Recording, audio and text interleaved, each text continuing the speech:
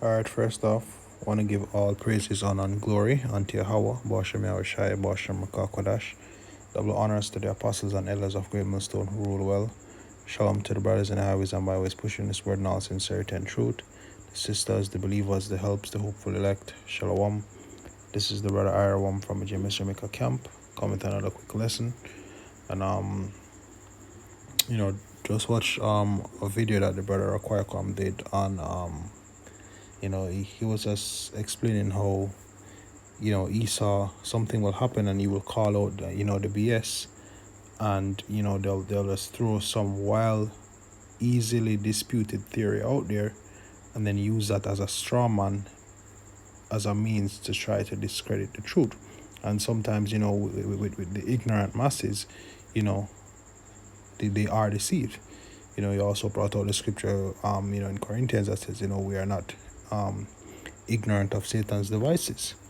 All right, but in the midst of him saying all that, even something that we were discussing at class yesterday, or was it the day before, about being careful, with these articles that we're reading. Be careful with the information that we're sharing. Even the brother Aquacom said it in this video, and I'll start with the scripture. This is Daniel 7, verse 23.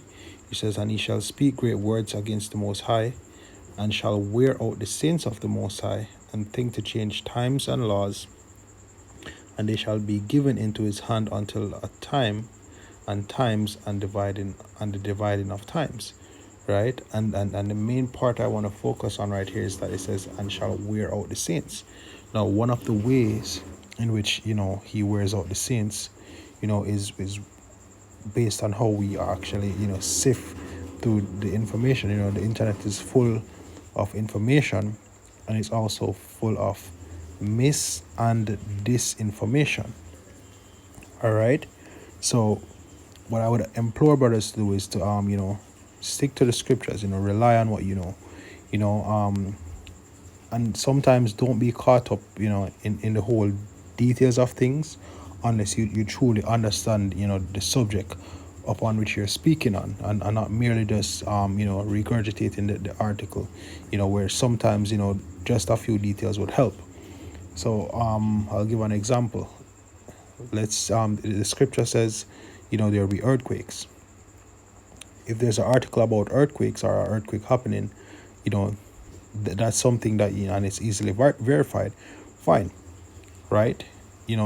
Yeah, to an extent I'll say fact check things, or just stay with even if you're looking at alternative news and alternative media, just do a double check. Sometimes you wait a few days to see how the information is coming out.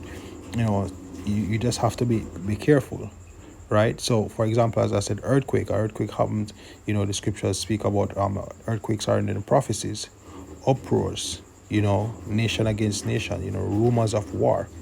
So even let's say that you're reading a news article about war and there are a few details, Salakia, if it's a case where it sounds good to be true, usually it is.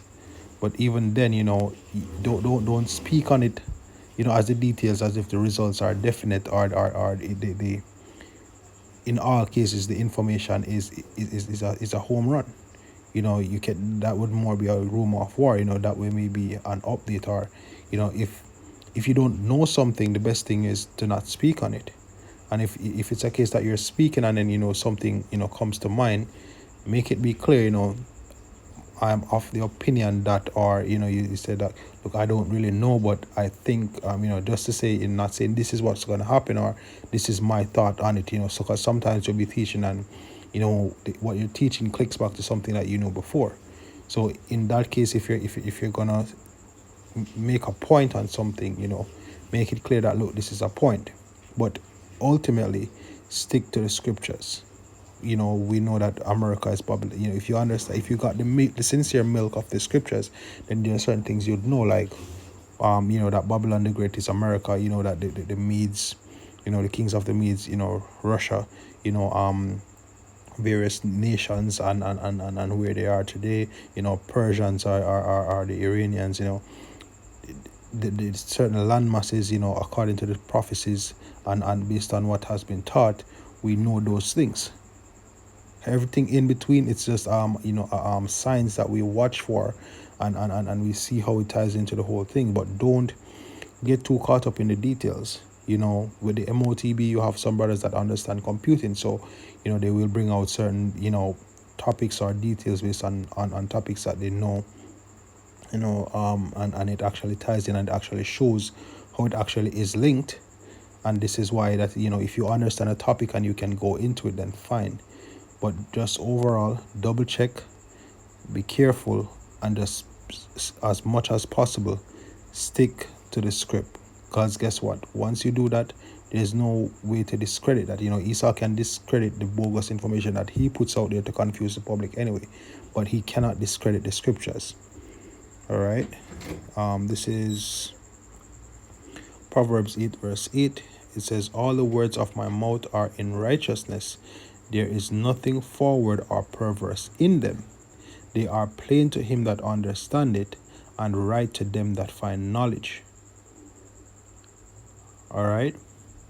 So the word, there's no deception, there's no misinformation or disinformation within these scriptures. And these are the words that have been given to us by Yahweh Shem Yahushai.